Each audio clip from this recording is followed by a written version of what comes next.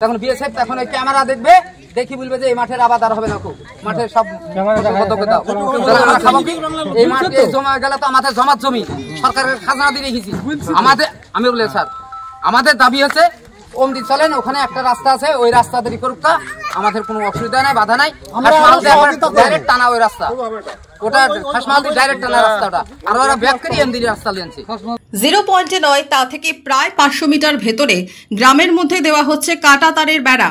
এই অভিযোগেই ভারত বাংলাদেশ সীমান্তের সাগরপাড়ার চর মথুরা গ্রামে বেড়া দেওয়ার কাজ বন্ধ করে দিলেন স্থানীয়রা।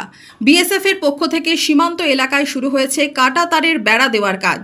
ইতিমধ্যেই সাগরপাড়ার সিংপাড়া জামালপুরের কিছু অংশে বেড়া দেওয়ার কাজ শেষ হয়েছে।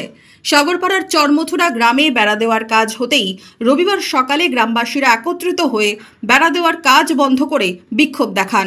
অসুবিধা, যাতায়াতের অসুবিধা, ফসলগুলো ঠিকভাবে তুলতে পারবো না হয়তো, আর টাইম অনুযায়ী যাওয়া আসা এই আমাদের অসুবিধা হবে।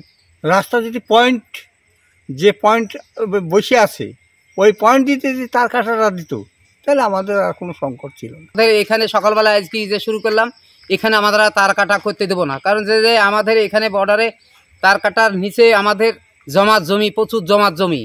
এখানে আমাদের এখানে জমিটা মোটামুটি 6-7 লাখ টাকা বিঘি জমি। এখানে কাটা তারে বেড়া হয়ে গেলে সেই জমি আমার 1 লাখ টাকা 50,000 টাকা বিঘেও সম্পত্তি কেউ লিবে না। যে আমরা এই বাড়ির পুর দিয়ে আমরা তার কাটা করতে দেবো না, 0 পয়েন্টই তারা তার কাটা করুক, আমরা তাদের সঙ্গে সহযোগিতা করব, মানে সবসময় ওদের পাশে থাকবো। 0 পয়েন্টে ওরা তার কাটা করুক। বর্ডার সীমান্তে তার কাটা করছে না, গ্রামের পাশ দিয়ে তার কাটা করছে, আমাদের জমি জায়গা সব নষ্ট হয়ে যায়। গ্রামবাসীদের দাবি 0 পয়েন্টে বেড়া না দিয়ে সেখান থেকে কয়েকশো মিটার ভেতরে তা দেওয়া হচ্ছে। বেড়া দেওয়া হলে কৃষি জমিতে চাষ করতেও সমস্যা হবে। তারপরে নদী বাঁধছে, নদী যখন বাঁধছে তাহলে ওদের রাস্তা করতে কোনো অসুবিধা নাই, আর সেই রাস্তা ভাঙবে না, ওরা নিশ্চিন্তে ওদের ডিউটি করতে পারবে। তাছাড়া সেই রাস্তা হবে আপনার স্ট্রেট, সোজা হবে। আর এই তো ঘিচিমিচি একবার এইদিকে যাবে আর ওই দিকে যাবে, এই বিএসএফেরই সমস্যা হবে, আমাদেরও সমস্যা হবে। আমরা বিএসএফ রাস্তা করুক, এটা আমরা চাই, কিন্তু সামনে দিয়ে করুক, আপনাদের যাতে অসুবিধা, হ্যাঁ আমাদের যাতে অসুবিধা না হয়। ওনারা ওনাদের ডিউটি করবে, আমরা আমাদের কাজ করব, কৃষিকাজ।